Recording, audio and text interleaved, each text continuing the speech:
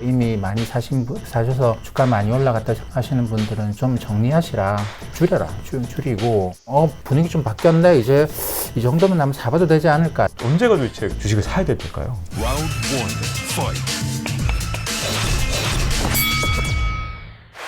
안녕하세요. 박종훈의 경제한방입니다. 이 3월 들어서 이 미국의 국채금리가 불안한 모습을 보이면서 증시까지 불안정한 그런 모습을 보이고 있는데, 과연 이럴 때일수록 어떻게 시장을 봐야 될지, 그리고 이 냉철하게 볼 수 있는 방법이 무엇인지 중심을 잘 잡고 싶어서 이분을 모셨습니다. 이분 자체가 바로 투자의 정석이죠. 한화투자증권 수석 이코노미스트 김일구 상무님 모셨습니다. 안녕하세요. 안녕하십니까. 네. 이 약간 좀 걱정스러운 게요. 국채금리가 이렇게 들썩들썩하면 예전 같으면 연준이 나서서 걱정하지 마, 내가 다 해결해 줄게, 이러던 때가 있었는데 지금 시장을 어떻게 봐야 되는지, 괜찮은 건지 우려가 좀 됩니다.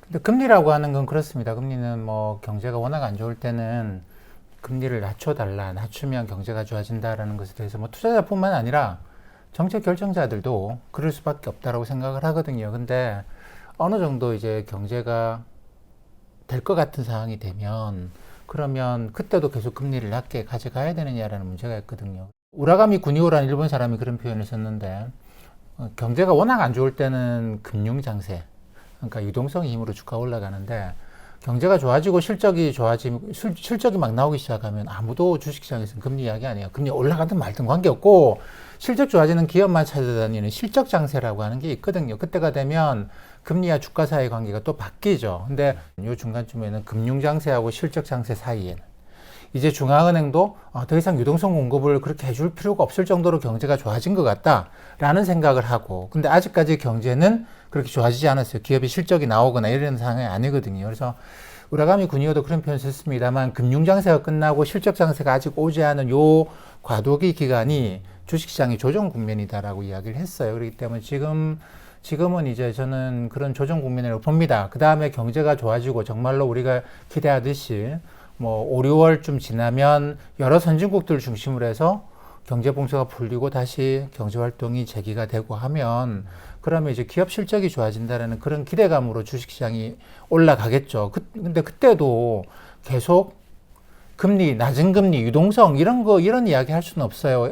애기도 그렇지 않습니까? 뭐 태어나서 어릴 때부터 태어나자마자 밥 줄 수는 없잖아요. 그렇죠. 근데 얘가 이제 그 밥을 먹을 수 있을 때가 되는데, 언제까지나 엄마가 젖을 줄 수는 없거든요. 그러니까 자연의 생태계도 굉장히 오묘해서 우리가 한 4살, 5살쯤 되면 저 땅을 분해하는 효소가 사라진다 그러더라고요. 네. 그렇기 때문에 4살, 5살 정도가, 그 이전에는 다들 우유를 먹었는데, 크고 나면 우유를 먹으면 소화를 못 시키는 사람들이 많아요. 특히 동양에서는. 근데 요것과 요거 사이에 어떤 차이가 있느냐. 그 중간에 자연계의 오묘한 질서가 이제 엄마 젖 떼고 혼자서 밥을 먹어야 되지 않겠는가라는 것 때문에 이 젖 땅을 분해하지 못하는 상황이 되거든요. 그러니까 지금 우리는 그런 이행기에 있어요. 그러니까 뭐 그동안에 젖어 있는 습관으로 보면 젖 먹고 지내는 게 편하죠. 낮은 금리로 뭐 유동성 풍부하다라고 가는 게 편하겠죠. 하지만 그렇게 해서는 경제가 어떻게 되겠습니까? 그렇기 때문에 결국은 이 이행 과정을 거치는데, 그 이행 과정에서 주가의 조정 국면이 나타나는 거라고 봅니다. 근데 그 말씀하신 대로라면 약간 우려가 되는 게, 유동성 장세에서 실적 장세로 바뀔 때 뭐 2010년, 11년 요때를 보니까 그때 이행기 때 한 6개월도 걸리기도 하고, 심지어 조정폭이 2011년 같은 경우는 뭐 20% 이상 S&P 500 기준으로, 그러면 뭐 이게 상당한 수준 아닙니까? 그러면 이 유동성에서 진짜 실적이 살아날 때까지 생각보다 시간이 좀 걸리고, 많은 분들이 좀 인고의 시간에 좀 거쳐야 될 상황도 올 수 있다는 뜻인가요? 당연하죠. 주식이라고 하는 건 위험자산입니다. 네. 위험자산입니다. 그러니까 누구 믿고, 중앙은행 믿고, 뭐 정부 믿고 이렇게 할 수 있는 게 아니고, 이 자체가 변동성이 상당히 크고, 주식을 샀다가 손실이 굉장히 커지기도 하고 그런 것인데, 어느 때나 주식을 사서 장기 투자하면 좋은 결과를 낳는다라는 건, 그런 건 존재하지 않습니다. 그러니까 내가 언제 어떤 주식을 샀는가에 따라 가지고 굉장히 오랫동안 고생을 하기도 하고, 심지어 10년이 지났는데도 계좌를 열어보니 반토막 나 있더라, 그런 경우도 많거든요. 이 때문에 주식이라고 하는 거는 결코 누구만 믿고, 뭐 그 다음에 추세 믿고, 뭐 이렇게 그 다음에 사면 올라가는 거지, 뭐 돈 복사기야, 이런 표현을 쓰시는 분도 계시는데, 절대로 그런 거 아니죠. 주식이라고 하는 거는 올라갈 때는 뭐, 야, 이런 걸 왜 안 해라고 싶지만, 한번 조정 국면 거치기 시작하면 내가 이걸 왜 해서 이 고생을 하고 있을까? 이런 걱정들을 하시는 분들 굉장히 많습니다. 네. 자, 그러면 유동성 장세가 완전히 끝난 건지 아닌지는 결국 금리가 어떻게 되느냐에 관심이 많을 텐데요. 아직도 많은 분들이 그래도 연준이 있는데 연준에서 아니 뭐 여러 가지 수단이 있다. 뭐 장기 국채를 더 사줄 수도 있고 용어도 어려운데 오퍼레이션 트위스트 이제 이 용어 아시는 분 진짜 많아요. 개인 투자자 중에서도 뭐 단기 국채를 팔고 장기 국채 사주면 이 금리 문제 다 해결될 거다. 이렇게 좀 언젠간 연준이 나서주겠지. 주가 하락이 어느 정도 조금 진행되면 이렇게 유동성 장세가 조금 더 진행될 걸 보시는 분도 계시던데 이 기대에 대해서는 어떻게 보시나요? 그런 말씀들을 많이 하시는데 저는 그 이야기 들으면 참 안타깝습니다. 참 안타깝다고 안타깝다고요? 생각합니다. 예. 그러니까 예전에 사실 그걸 주도했던 버냉키 연준 의장은 네. 그것 때문에 결국 연준 의장에서 옷을 벗어야 했다고 저는 생각을 해요. 아, 그것 때문에. 왜냐하면 이거는 장기금리라고 하는 거는 우리가 자본시장이라는 이야기를 하잖아요. 네. 그러니까 그 단기금리나 뭐 1년짜리, 2년짜리인 것만 하더라도 우리가 그냥 마니마켓이라고 부릅니다. 뭐 가령 연준 같으면 하루짜리 금리, 우리나라 같으면 일주일 정도의 금리를 관리를 해요. 굉장히 짧은 겁니다.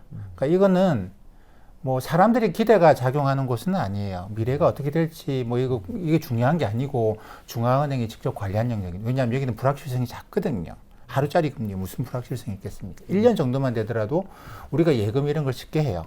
근데 10년 예금하라 그러면 사람들이 굉장히 많이 주저합니다. 이거는 다른 영역이에요. 네. 중앙은행이라고 이걸 알겠습니까? 정부라고 이걸 알겠습니까? 이거는 자본주의의 가장 근간이 되는 영역입니다. 주식시장, 부동산 시장, 그 다음에 장기 채권 시장, 이거는 사람들의 기대에 따라서 움직이는 거거든요. 근데 여기에 정부가 들어가서 이거를 조정한다? 이거는 사회주의죠. 자본주의가 아닙니다. 근데 당시에 버냉키 의장으로서는 워낙 이게 자기가 볼 때는 굉장히 심각한 급박했겠죠. 위기 상황이었다 보는 거죠. 왜냐하면 2008년에 집값이 폭락을 했잖아요. 미국 사회에서. 미국의 GDP의 70%는 소비입니다. 집값이 올라가지 않고서는 소비가 살아나지 못하고 경제가 좋아지지 않는다는 것 때문에 정부 건드리지 말아라고 돼 있던 자본시장에 들어가서 장기금리를 끌고 내려간 거죠. 우리나라는 뭐 주택담보대출이라는 이야기를 하죠. 근데 미국은 모기지라는 이야기 하지 않습니까? 모기지는 주택담보대출이 아니에요. 주택을 담보로 해서 대출하는 걸 모기지라고 하지 않습니다. 네. 주택이 담보로 쓰이긴 하지만 주택 값어치에 따라서 대출을 해주는 게 아니고 DTI를 주로 봅니다. 우리는 LTV를 많이 보기 때문에 주택담보대출로 보는데 DTI를 보게 되면 이거는 그 사람의 소득에 대해서 이 사람이 부채 상환 능력이 DSR, DTI를 보면 부채 상환 능력이 얼마나 되냐 보거든요. 그거를 놓고 이 사람이 30년 동안 이 빚을 갚을 수 있겠다라고 대출을 해주고 주택은 그냥 담보가치 정도로 보는 거죠. 심지어 우리나라 한국은행 기준금리에 따라서도 이 금리가 움직입니다. 근데 미국은 10년, 30년 이상씩 나가기 때문에 장기금리로 나가요. 몰트라고 하는 게 모기지가 프랑스어인데 몰트에서 오거든요. 네. 이건 목숨과 관련된 거예요. 그러니까 모기지라고 하는 거 죽을 때까지 나 갚아야 된다라는 그런 의미를 갖고 있고 당시에 폭락한 주택 가격을 끌어올리기 위해서는 장기금리를 확 낮추면 사람들이 이제 10년, 30년 모기지로 주택 사러 들어오는 것이죠.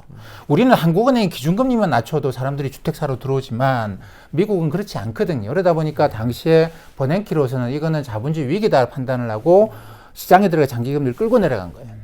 1929년 대공황 때도 그랬다라고 했는데 그게 그 당시의 위기가 사실 그런 위기는 아니었다고 판단을 하거든요. 그래서 의회가 2011년에 버냉키 의장을 불러서 이걸 집중적으로 청문회를 합니다.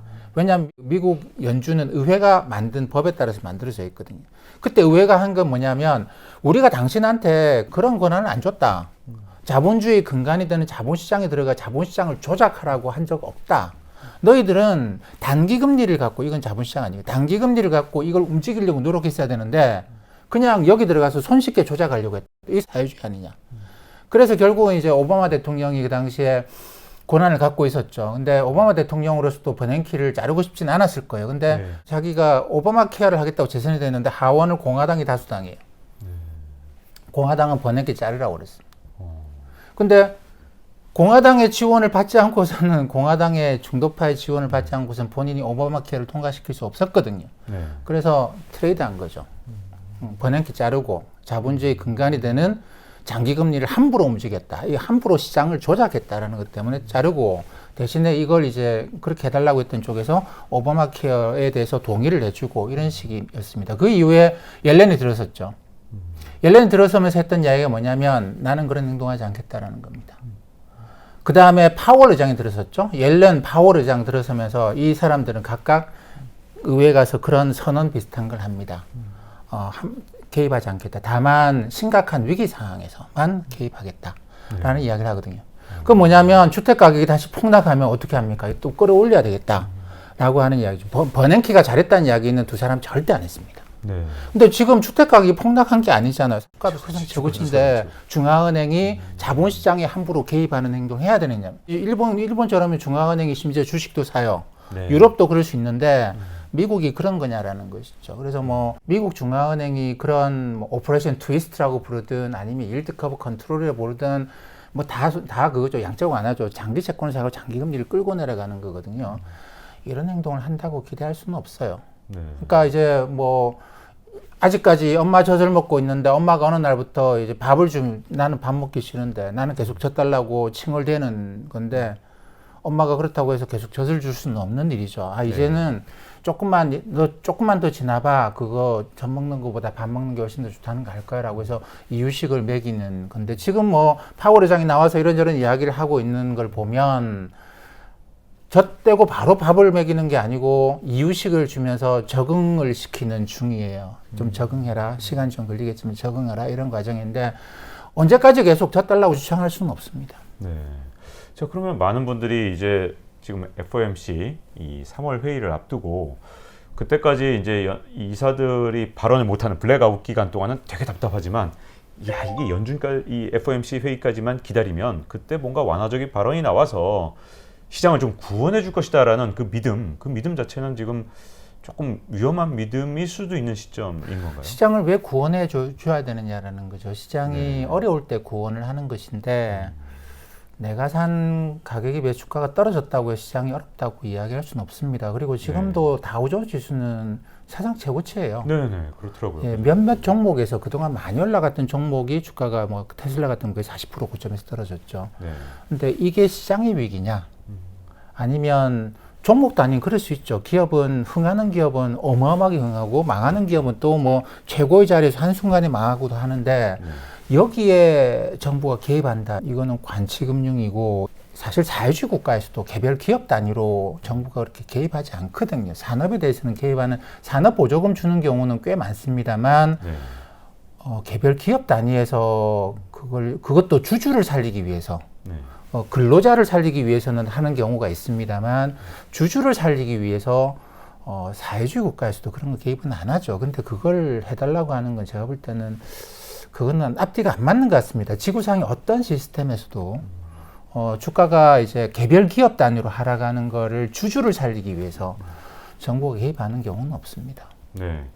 최근에 보면 여전히 개인 매수세가 굉장하더라고요. 꾸준히 투자를 늘려오신 분들은 대체로 이 지수가 많이 빠진 상태니까 좀 손실을 보고 계실 텐데 이런 분들은 어떻게 대응을 해야 될까요? 저는 좀 쿨하게 대응하시라고 말씀을 드려요. 뭐 주식 뭐 이미 많이 사셔서 주가 많이 올라갔다 하시는 분들은 좀 정리하시라. 줄이고 그 다음에 올해 들어와서 새로 사시는 분들도 꽤 계시는데 천천히 사십시오.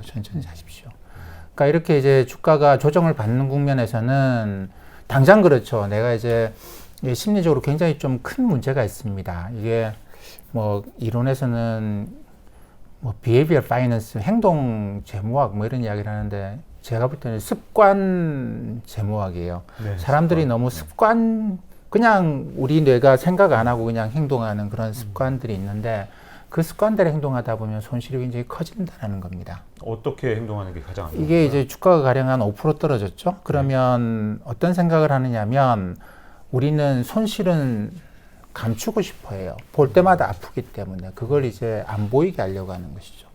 이익이 생기면 그걸 빨리 끊어버리고 싶어 합니다.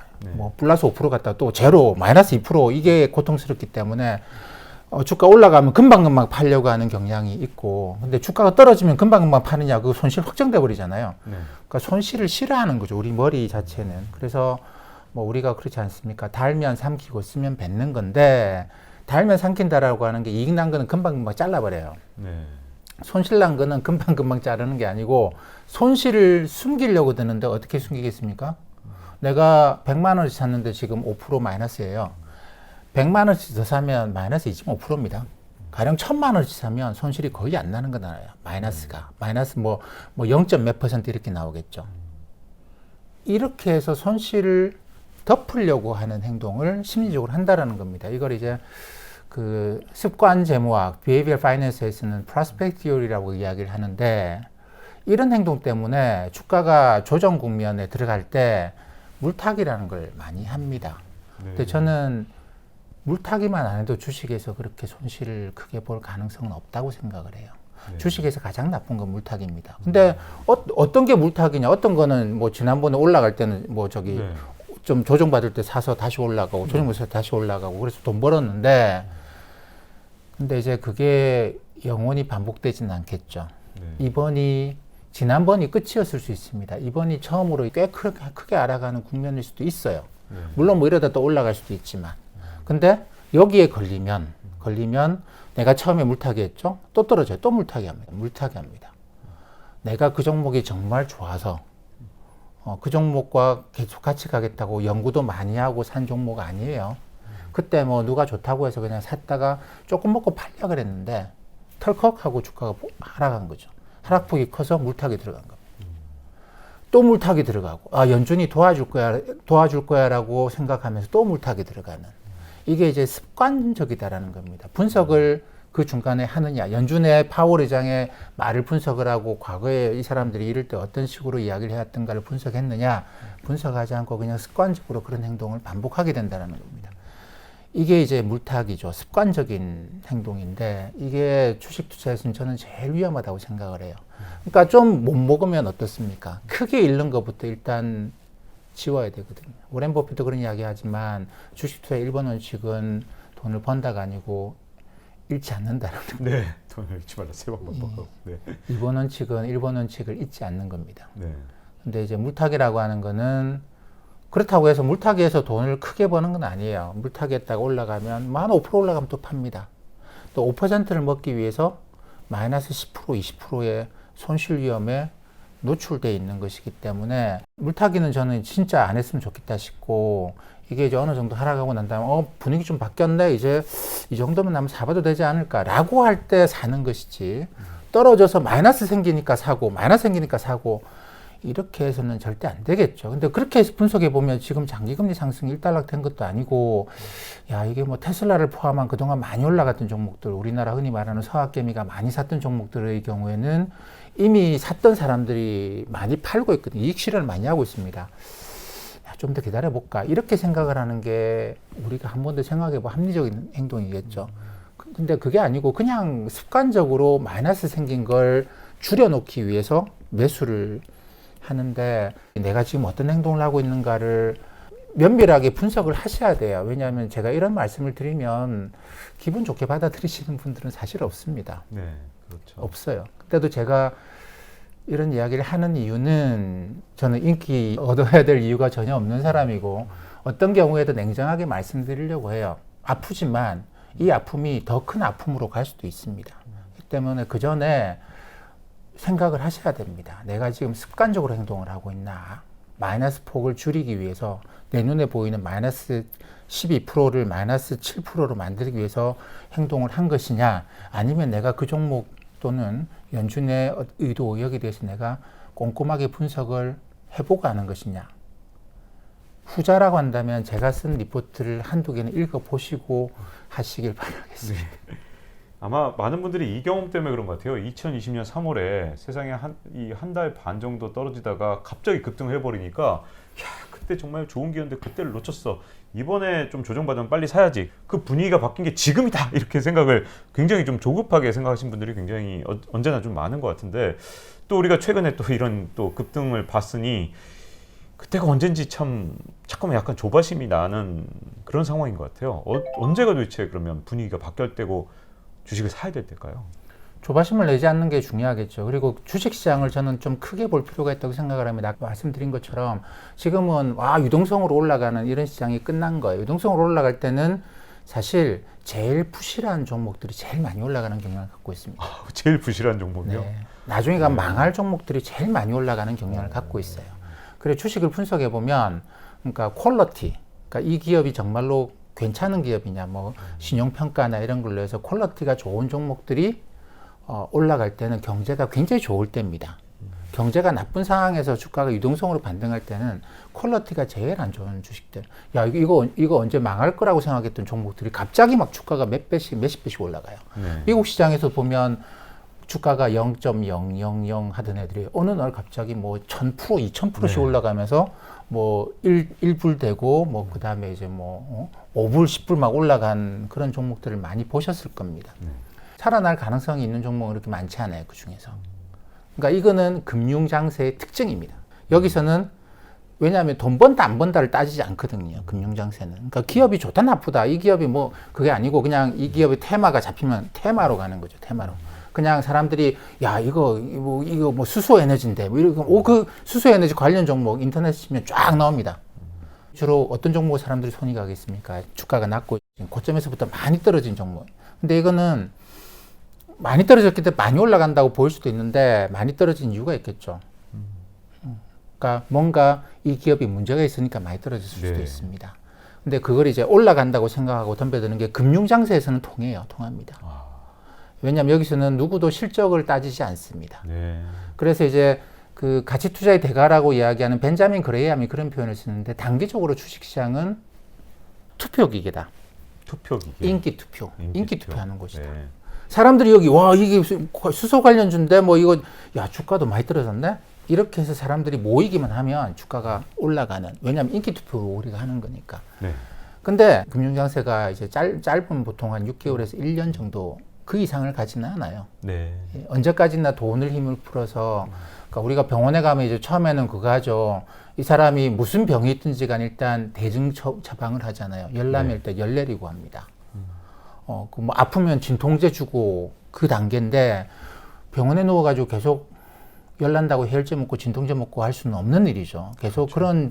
걸 할 수는 없고, 그게 그래서 조금 고통이 지나갈 만하면 어쩔 수 없습니다. 결국 근본적인 처방에 들어가야 돼요. 우리가 이제 수술을 한다거나 이렇게 해야 되지 않겠습니까?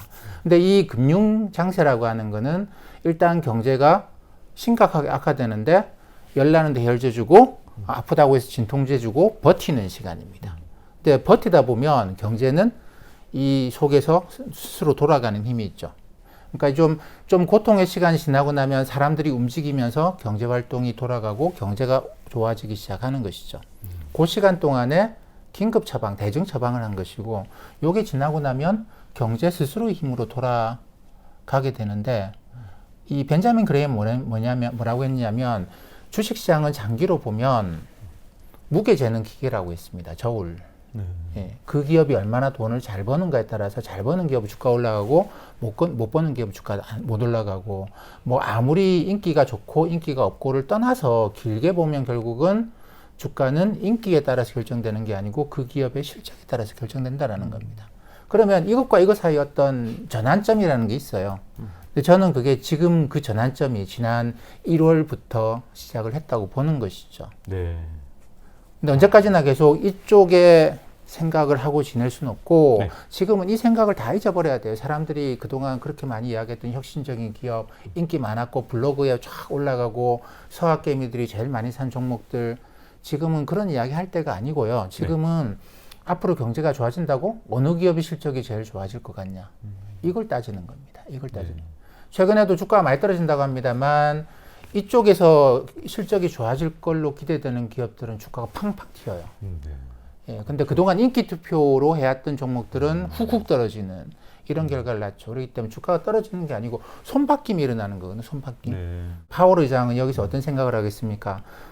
세상이라는 게 한씩 바뀌는 건데, 어떤 사람한테는 고통인 건 맞아요. 그건 분명한데, 네.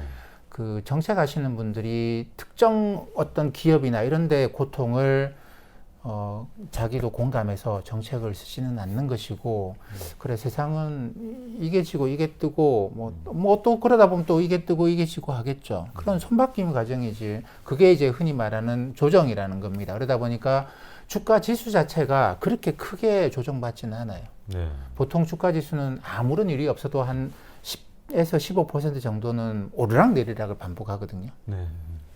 이유가 있다고 생각하시면 안 됩니다. 이거 이유가 없이도 이만큼은 움직여요. 근데 그런 정도의 조정 밖에는 아직 안 되는데, 이게 어떤 큰 내가 돈을 막 집어넣어야 되겠다 이런 생각을 하시는 것보다, 이게 대세 상승과 같은 아주 강력한 상승장에서는 보통 5% 조정이면 충분히 끝나고 다시 상승을 해버리거든요. 근데 국면 전환과 같은 이런 일이 생기면 고점에서 10% 하락해서 이 정도면 한번 사보자. 10% 더 하락하면 이제는 또 꽤 사보자. 경기 침체 오나? 경기 침체 안 온다면 20% 하락에서는 꽤 사보는 것이죠. 근데 이게 이제 뭐 이런 국면의 전환이 아니고 그냥 상승면에 그냥 계속 놓여 있다고 생각하면 5% 조정이면 사고 다시 올라가면 또 팔고 이럴 수 있는데, 다음에 실적으로 주가가 올라갈 때까지, 그러니까 삼성전자가 사실 1월 8일 날 4분기 실적을 내놓으면서 4분기 실적이 지난 3분기보다 실적이 안 좋았어요. 네. 안 좋았고, 그리고 삼성전자가 가이던스라는 걸 발표하면서 이번 1분기에도 실적이 안 좋을 것 같다라고 이야기를 합니다. 그 이후로는 우리가 실적에 대한 기대를 코스피에서 할 수가 없어요. 네. 삼성전자 실적이 안 나오면 다른 기업들 실적 조금씩 모아봤자 코스피 실적이 안 나오는 것이죠. 그러니까 이게 남들은 실적 장세로 넘어간다는데 다우존스 지수는 그렇거든요. 지금 뭐 GE만 해도 주가 폭등을 합니다. 어제도 한 4% 이상 올라가는 것 같은데. 이 그 경제 봉쇄가 풀리고 이제 본격적으로 경제 활동 재개가 되면 기업 실적 증가할 거 이렇게 하는데, 우리는 아직 이게 코스피 실적은 언제 증가하는 거지? 실적 장세로 못 넘어가다 보니까 외국인들도 발을 빼는 것이죠. 실적 좋아지면 그때 가자. 왜냐하면 이번에는 금융 장세가 아니고 이번에는 실적 장세이기 때문에. 네. 지금 여기서 궁금해지는 건 실적 장세가 왔다는 신호가 어떻게 포착이 되는 건지. 근데 사실 인기 투표할 때는 그냥 주위 사람들 이렇게 보면 돼요. 근데 실적을 볼 때는 이게 좀 전문적인 눈으로 봐야 되거든요. 그러다 보니까 여러 가지 이제 뭐 증권사에서 나오는 리포트들도 좀 많이 참고를 하고 해야 됩니다. 근데 이 금융장세에서는 뭐 그거 볼 필요 없죠. 그냥 무조건. 블로그에서 뭐 그리고 이제 유튜브에서 뭐 이러는데, 실적장세는 따져야 될 게 좀 있어요. 근데 네. 이제 가장 대표적인 거는 뭐 구글 같은 데 찾아보시면 구글의 FactSet, FACT, Earnings Insight 이런 게 있습니다. FactSet이라고 하는 데가 미국의 애널리스트들이 기업 실적 추정한 것들을 모아서 이걸 이제 일주일에 한 번씩 리포트를 내요. 네. 그러니까 애널리스트들이 추정하기를 이번 1분기의 실적은 지난 뭐 얼마 정도가 될 것 같다. 2분기는 얼마, 3분기는 얼마, 앞으로 1년 동안 이런 식의 차트도 내거든요. 이걸 일주일에 한 번씩 냅니다. 근데 그걸 보고 있으면 이게 올해 1분기, 2분기가 실적이 좀 안 좋아요. 네. 그러니까 경기 부양책이 작년 3월 이후로 지금 이제 막 입법화 되고 있습니다만 상당히 오랫동안 없었잖아요. 그러다 보니까 3분기, 4분기는 괜찮다가 1분기, 2분기는 실적이 안 나와요. 그리고 우리가 예상하기로는 3분기부터 하반기부터 본격적으로 실적 장세 가지 않겠는가 이런 식의 생각을 하기 때문에, 지금 이제 미국의 이쪽 글로벌 기관 투자자들은 그러면 3분기 이후로 실적이 좋아질 종목들이 뭐가 있느냐. 그때부터는 중앙은행 유동성 이런 이야기 못 한다. 금리도 더 많이 올라가 있을 것이고, 실적 올라가는 종목이 무엇일까? 잡다 보니 그래 여행 이런 거 많이 하겠네. 그 다음에 뭐 항공, 운송 이런 것들, 이런 종목들. 그 다음에 활동이 증가하면 결국 에너지 소비도 늘어나지 않을까? 뭐 이런 쪽으로. 그러면 그동안 부진했던 금융도 기업들이 살아나면서 금융도 이익이 좀 날 것 같은데, 이런 식의 것들로 옮겨가는 것이죠. 그러니까 이 실적 장세에서는 이제 사실 사람들이 실적에 대해서 어떻게 생각하는지 잘 몰라요. 그러다 보니까 대표 선수들, 애널리스트들이 집계 놓는 걸 보고 이게 지난주에 비해서 더 좋아졌나? 실적 나빠졌네? 이렇게 보고 가야 됩니다. 그러니까 금융장세에서는 인기 투표기 때문에 뭐 사실 술 마시면서 커피 마시면서 대화 나눠보면 대충 나오는데, 이 실적 장세에서는 이 지표들을 좀 더 봐야 될 것들이 많이 생겨요. 그러니까 여기는 진짜 저울을 재는 거기 때문에 계산을 해줘야 됩니다. 근데 이게 안 된 경우도 있어요. 네. 안 되는 실적 경우가 장세로 없습니다. 갈 거라고 네. 기대하고 있었는데 이게 네. 안 되고 끝난 경우도 있죠. 그러면 주가 계속 빠진다는 뜻이네요. 실적 장세로 전환이 그렇죠. 안 됐다는 뜻은. 그게 2000년 흔히 말하는 닷컴 버블 붕괴라고 하는 건데, 네. 사실 닷컴 버블 붕괴라고 하지만 대형 종목, 우량 종목인 다우존스나 S&P 500 종목은 거의 주가 하락이 없이 네. 2000년 3월 달에 그 잘 올라가던 나스닥이 폭락을 하는 것이죠. 네. 지수 자체가 30-40%씩 폭락을 합니다. 봄에. 네. 근데 다우나 S&P 500은 그냥 가요. 네. 그러니까 요 올라갔던 것들이 이렇게 오면서 여름쯤 되면 네. 99년에 올라갔던 게 다 내려오죠. 다우 S&P 500은 그대로 가고. 네. 그러고 난 다음에 이 다우 S&P 500이 이렇게 유지할 수 있었던 이유는 그래 경제 좋아질 거야라는 생각이었어요. 네. 그때 이제 연준이 금리를 하도 올려가지고 네. 금리 이제 낮추고 그러면 경제 좋아질 거야 우여는 쭉 가고 있었고 실적 좋아지겠지 뭐. 나스닥만 폭락을 해. 너무 많이 올라갔던 것이죠. 네. 그러고 가고 있는데 9월 달부터 본격적으로 경기 침체가 와요. 기대했던 실적 장세가 오는 게 아니고 역실적 장세라고 이야기하는데 네. 경기 침체가 오면서 이거 다 같이 떨어져 버립니다. 다 같이 떨어져. 근데 지금 제가 볼 때는 그거예요. 지금은 이 S&P 500은 다우는 유지하고 많이 올라갔던 종목들이 내려오고 있는 과정이거든요. 네. 내려오고 있는 과정인데 실적이 하반기에 좋아지지 않으면 경기 침체가 하반기에 오면 이렇게 돼버리는 것이죠. 이번에 어느 쪽으로 보십니까? 어느 쪽? 저는 이번엔 경기 침체 가능성은 굉장히 낮게 봐요. 낮게. 굉장히 낮게 봅니다. 굉장히 낮게. 예, 근데 세상 일은 또 모르는 것이죠. 그렇기 때문에 어쨌든 여기서 우리가 지금 집중해야 될 게 중앙은행 아닙니다. 중앙은행 자꾸 이제 더 이상 말씀하시지 마시고 생각도 하지 마세요. 네. 이게 여기서 정말 경제가 좋아지느냐? 그러면 그동안 지금 올라가고 있는 종목들 뭐 아까 말씀드렸던 에너지 섹터, 소재 섹터, 뭐 산업재, 그다음에 뭐 금융 이런 쪽의 섹터의 주가가 올라가고 있는 건데 이걸 중심으로 올라가겠구나. 다시 실적 장세 가겠구나. 그러면 그동안 조정 많이 받았던 종목들도 안정을 찾고 다시 올라가겠지. 이렇게 생각하시는 게 좋을 것 같고. 근데 만약에 세상 일이라는 게 모르잖아요. 제가 볼 때는 뭐 확률은 10%밖에 안 보지만 뭐 경제가 모멘텀을 잃으면서 또는 뭐 어디서 무슨 일이 또 생길지 모르지 않습니까? 그러면서 경제가 꺾여버리면 여기서는 또 다 같이 주가가 하락하는 일도 발생할 수 있는 것이죠. 근데 그때 가서 중앙은행이 잽싸게 또 도와주러 나올 수 있겠는가? 그럴 정책 수단이 없어요. 정책 수단이 없습니다. 네. 경제가 악화되기 시작하면 장기금리 암만 낮춰봤자 그때는 반응 안 합니다. 그동안은 왜 반응했느냐? 경제가 좋아질 거라고 생각하니까 반응했던 건데 여기서는 아직 한참 남았다. 경제 좋아지려면. 이게 경제가 스스로 한번 무너지고 나면 좋아지는 데 한 2년씩 걸리거든요. 그렇죠. 예, 근데 여기는 경제가 스스로 무너지지 않았어요. 네. 예, 잠깐 쉬었을 뿐이죠. 락다운이었던. 근데 이거는 무너지는 거 도미노식 부도로 넘어가기 때문에 시간이 많이 걸릴 수 있습니다. 그 확률은 10%밖에 안 되지만 저는 그렇게 생각을 하는데 이걸 저도 계속 관찰해요.